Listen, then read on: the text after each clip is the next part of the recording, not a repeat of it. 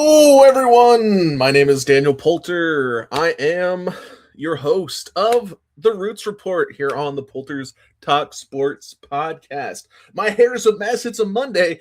Let's talk of the Oakland Roots. So, everyone just came back from Loudoun. The Roots came back from Virginia.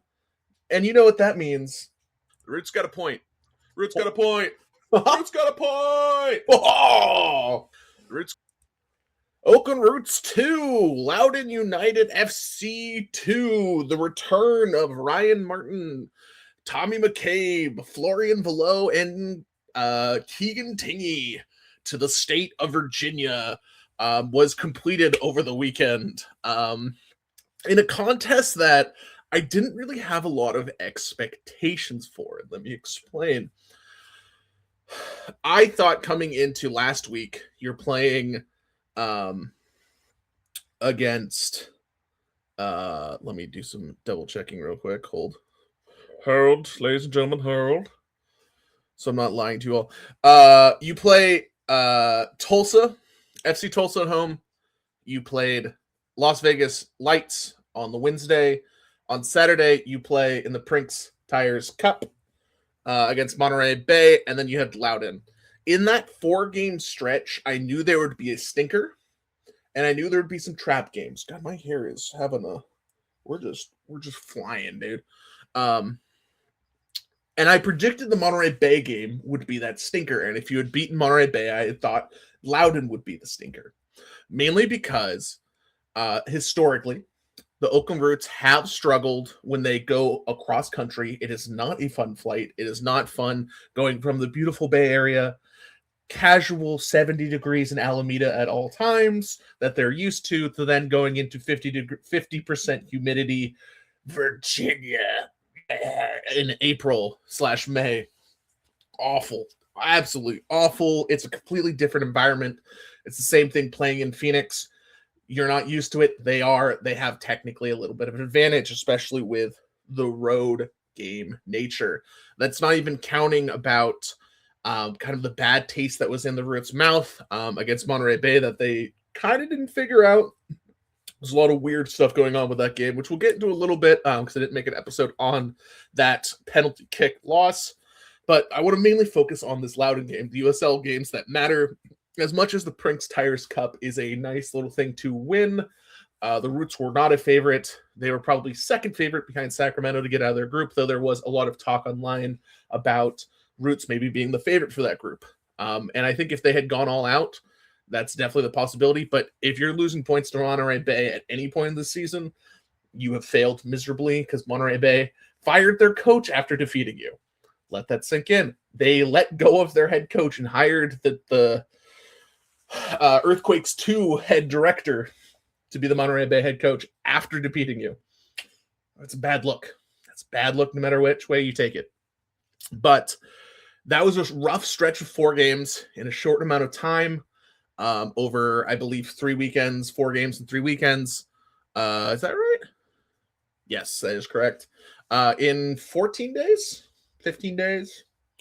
4 games, that's still a lot. Not as much as the San Jose Earthquakes. I think they have 5 and 12. Bad shit. But Loudoun United, things to keep in mind. This is Ryan Martin, their former head coach, the coach that took them to the playoffs.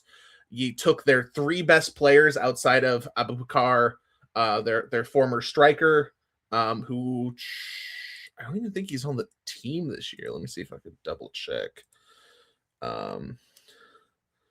Which would be, I'll have to figure out what happened to him because I'll see where he ended up because he was a big time talent, which they could have gotten a lot of money for. But back to the game, and you know that Loudoun really wanted this one. Loudoun had not won a game yet, and they had done a shitload of ties.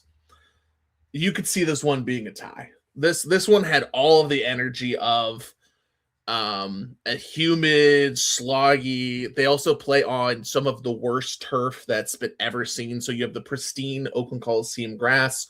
You can push the ball super far. You have your ability to able to push farther down the sidelines, and you think the ball is going to keep rolling. Where at the turf at Segra Field in Virginia, just near the Maryland border on the Virginia side, it's just dog water turf. You could see the ball; they would kick it down to the sidelines, and it wouldn't even make it to the end because the grass physically stopped it. Where it should just roll and have a nice eventually go out, but it would like stop. Which you can take advantage of if, like, last year Oakland played Tulsa at Tulsa, was able to take advantage of it because they didn't have the speed, so they were able to kind of use it transactionally, which was really nice. But the Roots definitely struggled with it. They said that Ryan Martin on the broadcast that they had stopped watering the fields to see if they kind of got the same dynamic difference, but it's still, there was a lot of miscommunications. Passes weren't as crisp. The field definitely played a thing, but that's outside of the point. Roots come back with a point. They gave up a, to be honest, I don't want to say unacceptable because I don't want to be too harsh on. I know I'm the Raphael Spiegel hater guy. That's, I guess, my MO. But Raphael Spiegel this season has been acceptable. Except for he will usually have one Spiegel moment. I call them Spiegels. And he had a cross, and if you don't come down with the ball the first time on those crosses, goalkeepers are taught to either get it all the way out of the way, so there cannot be a second shot, or you have to control the ball on those crosses. And it wasn't a super fast cross. It wasn't a super technical cross. It was just a well-placed in the middle of the box. Goalkeeper has to come out, and he went up and he pushed it. He pushed it to the side. But the problem is when you're going to your right like that and you start in the middle left side of the goal, pushing is naturally going to put it into the middle of the 18-yard box, into the pen box. And of course, there was Amon for Loudoun United, smashed it home, goal first 10 minutes. And once again, this team does not do clean sheets. Let's be very clear. The Oakland Roots are looking to win every game 3-1.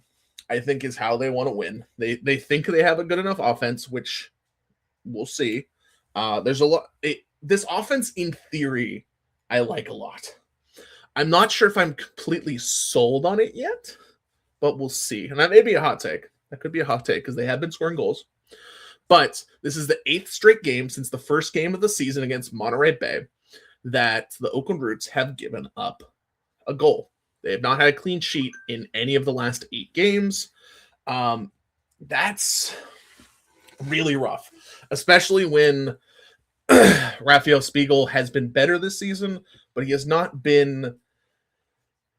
I still think there is a strong argument to be made that you could find a loaned third-string goalkeeper from the MLS that is better than both of them, a young up-and-coming kid who just needs playing time, who in theory would be better than both of them.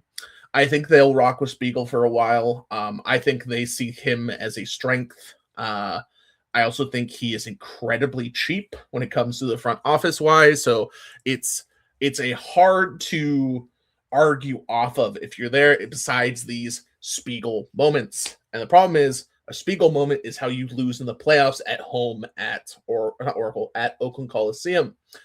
And that would be devastating for the team and the momentum going forward. But let's get to out of the negatives a little bit. It was a point. It was a point on the road against a team that you would hope for more, but you'll take points. That's kind of how the last 5 games. We'll break down the last few games, but a lot of it's like it'd be really nice if we got points here, and then the Roots get points, and you're like, oh, that's good. Last year's team wouldn't have gotten points, but later down the season, these games are going to be the ones you look at of, ooh, we finished 6th instead of 4th, and now we have to go on the road to San Antonio, which will be less fun than hosting Sacramento. Can you imagine hosting Sacramento in the first round playoff game at the Oakland Coliseum? That would be an insane environment. To be fair, any playoff game, but especially that one. That would be insane. But let's break down. We did have some things that we did figure out. Bertrand Jacobson has been an interesting, because the analytical sides usually aren't in love with him, but the eye test tells you that there's something there. But Bertrand Jacobson, for context, also he did get a red card last week in the Prinks Tires Cup, USL Cup. But I believe that those stay for that competition. So I believe, don't quote me too hardly here, I'll double check with the Roots on this one, but I believe Jacobson should be out for 3 weeks from now against Sacramento Republics at home in the second group stage match against Sacramento in the Prinks Tires Cup. So he was able to play in this game.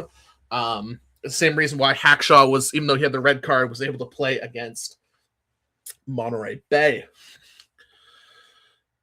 We'll get to Hackshaw in a second, but Jacobson was able to find, the Roots had about 4 headers in a row. It felt like they're gonna get one here at some point. And Jesus De Vicente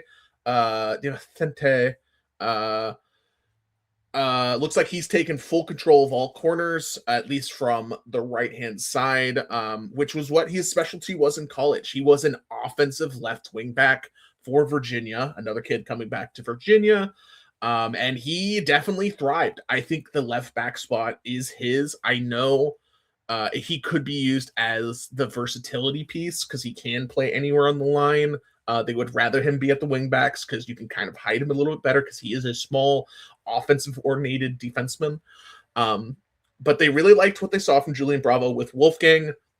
Di Vicente was really, really solid on his side, especially with Tingey. They were able to swap a lot of times and be able to mark who was able to go forward and push while the other one was able to fall back. It really worked.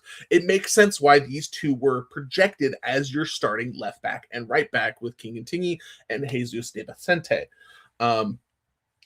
Excuse me.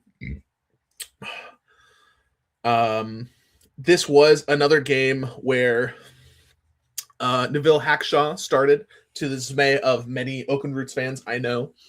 But Hackshaw played a veteran game. He did not lose them the game. He did not do anything to win them the game. He was just acceptable. That was probably why Michael Edwards had such a bad FOTMOB score. It's because he probably had to babysit that side to make sure that there was no runs. Loudoun did not really target him that much. They were kind of able to use a lot of full-blown pressure overall. Though the Roots, especially in the first half, the Roots were clearly the better team. And that's what kind of gives me positives, where I'm just like, sometimes you just get phoenixed, you just get hit by the heat, and you get points and you get out of there. That's the same. This was one of those games where it's just like, you'll take points. Are you happy about it? No, these are the type of games where it's like a winless team, Monterey Bay, slam your fist on the table, win that game. You go to Loudoun, you're coming back, you're the guy who like, I was like, you could see Loudoun being like, oh, these guys were better, we're too good for Loudoun. And the answer is yes, they are. And this is the next step in their development, and they should push forward. And I think that first half showed why the Roots are a team that people see as a playoff team, as a high-level potential team. Tommy McCabe was once again absolutely masterful. I really loved what we saw from Tommy McCabe as normal. Nothing was like, oh, that was nasty, Tommy McCabe. Look at that. Look at him go. He was just incredibly competent. He does exactly what you want him to do. There's nothing from Tommy McCabe that usually goes, oh no, why did he do that? It's usually always within the realm of very good, very positive. It's Tommy goddamn McCabe. Professor stamps it home. One player that was definitely kind of felt a little bit off in this game was Danny Trejo. And I would not be surprised if Faisal Batash starts pushing him a little bit for that starting area. keep in mind that a lot of their top end players move around a lot. Where is Faisal Batash more of a Bertin Jacquesin position? A little bit. I think those two are kind of battling it out on the right side, where Danny Trejo was replaced by Florian Valot in like the 61st minute, relatively early on. It was great to see Florian Valot. After he appeared to have been injured, he was really hobbling off against Monterey Bay. Yes, Monterey Bay was very physical on the week before, but it was glad to see him. He made the trip. He got some playing time. I don't know if that was maybe if he was versus a different opponent, he wouldn't have made the trip and he kind of be a little bit lighter. But I think he was relatively okay. The Brian Martin has kind of definitely gone on the side of caution over forcing players into games. So I'm not too shocked that we saw some Florian Valot. But yeah, Danny Trejo is and maybe it's just father time. He is, let me check FOTMob. He is 28, which is where speedsters start showing signs of father time. Like he's not the Las Vegas Lights Danny Trejo, like super just wow, just like. But you see these flashes with Danny Trejo where like you see what he wants to do, and sometimes he can. And it looks really, really good. And you're like really excited. You're like, Danny Trejo. And then you look at it and it's like he still hasn't scored this year. He doesn't have that many shots on goal. He doesn't have that many big chances. I like the idea of Danny Trejo. I'm not sure if I like the reality we have with Danny Trejo. And from what my understanding is, he's paid a decent amount of money. You would like him to step it up a little bit. Overall, Peter Wilson has his 4th goal in 2 USL games after his hat trick against Las Vegas Lights. Buried the equalizer from an absolutely pin-perfect shot from Faisal Batash. Really, really loved what I saw. It like, if worst case, Faisal Batash is your like a super sub with Florian Valot, I'm kind of okay with that. Yes, you want to figure out your back line. You want to make sure, to be honest, Hackshaw's not starting. Because he did well, but like there's games like if you have a Hackshaw pulling a Hackshaw and you have Spiegel pulling Spiegel, that's at least a goal. And that's not where you want to be, where one of those two is going to give up a free goal, and that's no good. That's no good. Let me look at these bench players. It was really unfortunate that Santos, Pedro Santos, took the PK. Babosi gave up it was a PK. He clipped him pretty. He didn't have to clip him, but he clipped him. So this was the first Babosi Bayaranga game where you're kind of like, not a great game for Babosi, but I think he'll learn, he'll improve. I'm not worried about Babosi at all. But yeah, you gave up a penalty kick. The 38-year-old is it Pedro? Yeah, Pedro Santos just makes Spiegel looks silly, but it's a PK. Like, it's hard to be good at those. And I think Kendall is the better PK goalkeeper by a large margin. But yeah, by the second half, let me see if I can bring up some Fati mobs. Fati mobs. So close. There it is. Fat mom. Oh, I see what's going on here.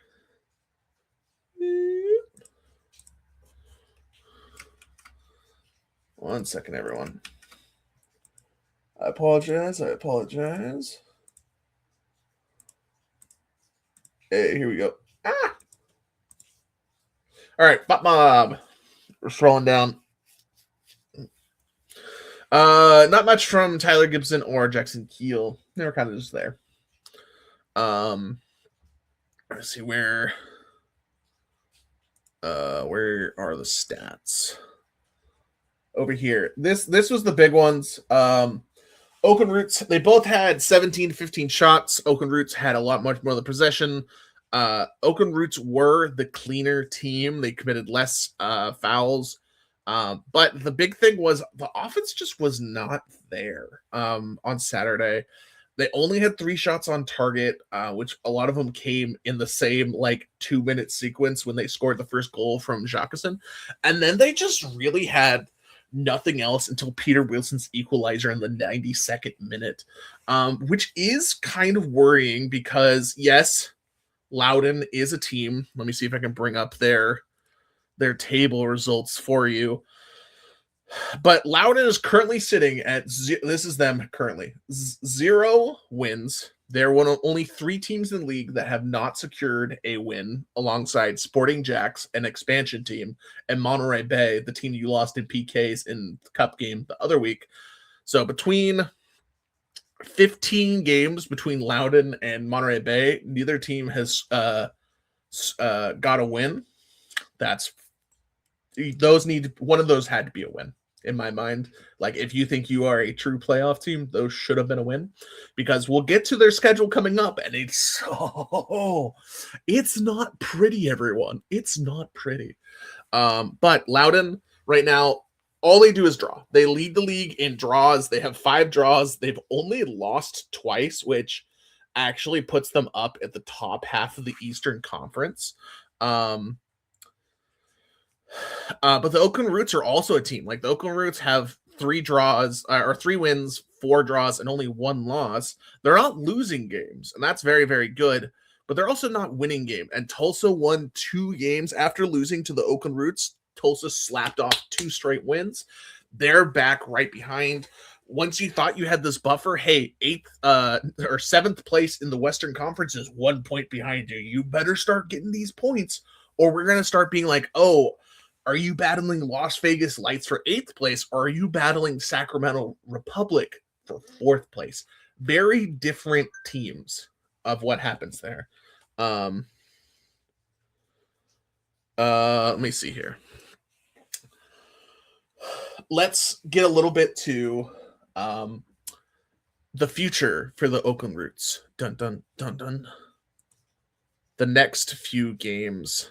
Let me see if I can bring up a schedule here. Down here at the bottom right. Here we go. The next 5 games for the Oakland Roots. We start off with next Saturday. It's the Sacramento game's even closer than I thought. It's not 3 weeks, it's 2 weeks. This Saturday, you play against El Paso Locomotive. Let's talk about what's been going on with the El Paso Locomotive. The top, I believe, goal scoring team in the Western Conference. They've scored 17 goals in only 7 games. They're +5 in goal differential.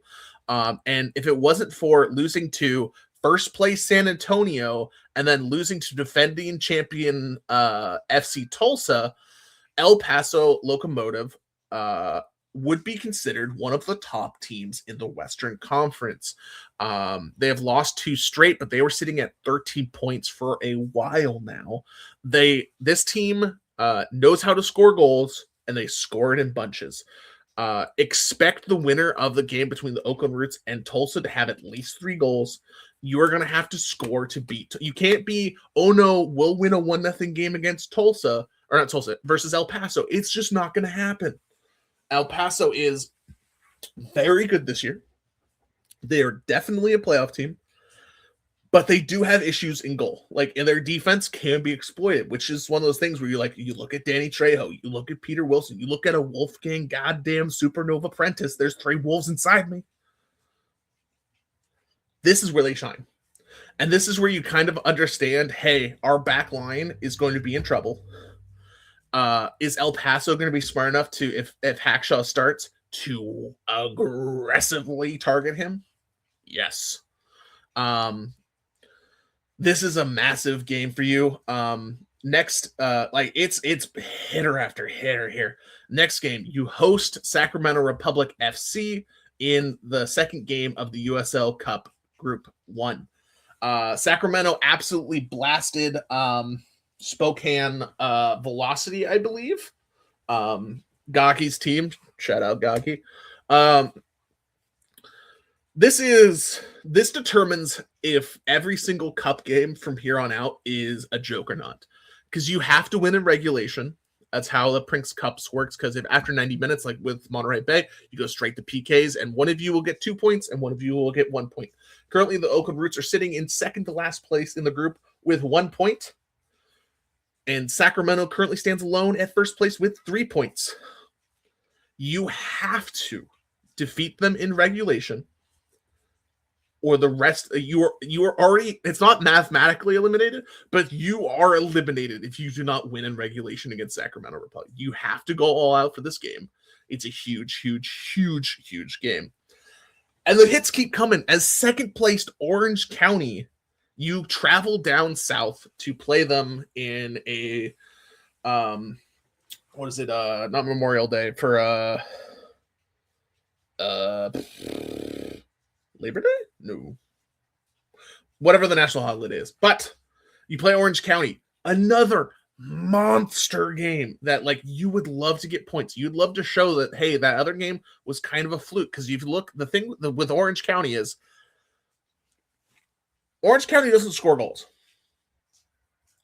Orange County also doesn't allow goals. They've only allowed a league best 6 goals this season, but last week they lost to Sacramento Republic. They tied Lexington, a Lexington team that for some reason lost to the Las Vegas Lights this week and kind of looks gettable. They only have 1 win. It's a very weird team. But El Paso would be an absolute massive result. Then you host Colorado Springs Switchbacks, who defeated an MLS team. They also tied first place San Antonio 3-3. They absolutely bashed. This is what you do. This is what you should have done against Monterey Bay. You bashed their heads in.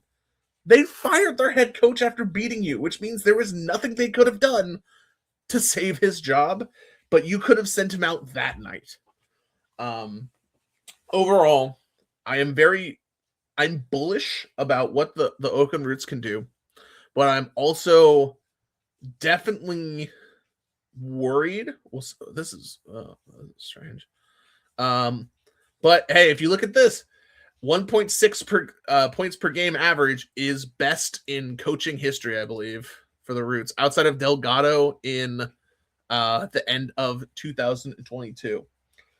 Ryan Martin has his chance. This is his opportunity to get some points. This is a tough stretch. This will tell us a lot about what this team is and potentially what reinforcements are coming, because I would not be surprised if they sign someone. It may not be the flashiest person in the world, but I would not be surprised if they brought in someone to be a common force on that back line until David Garcia comes back, which should probably be in July-ish, maybe August. It's going to be a while, but it's not season ending. Shoring up this back line, accepting that it's going to give up goals. This is not a defense-first team.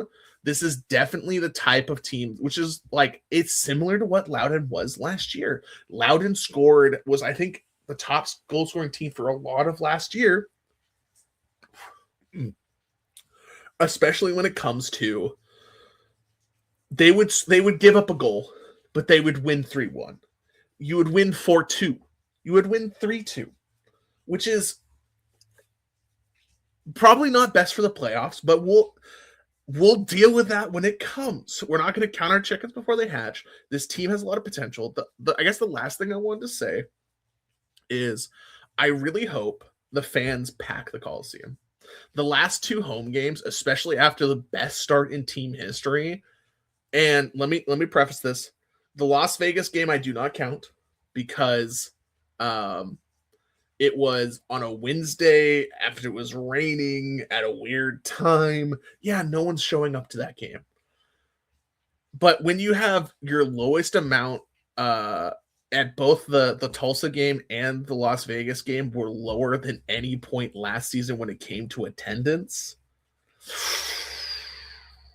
like, we hear all these things about, like, Oakland will support this team no matter what, and they're good this year, and no one's here. That's not good, especially when you're trying to build a stadium next year or the year after, or like whatever they do for the plans. You don't want to build a stadium, then fold. I don't think that's ever going to happen because this team is very conscious about their money right now. Like, in general, if they ever build a stadium, which I do believe they will, I don't have any like direct sources on that. they will do everything in their possible to make it a successful venture. And that also means wins on the field. I think that this team is heading in the right direction, and I'm excited to see what they've got. You guys have, if you've made it this far, make sure to like and subscribe. I'm going to probably set up a Patreon soon if you guys want to have some extra content. I guess more across all sports, all that good stuff. But if you have any questions, that I should potentially be asking during a press conference, make sure to comment below, like, subscribe, all that fun junky to do. And I'll see you guys next week, and we'll see how the Oakland Roots do. Bye. Woo!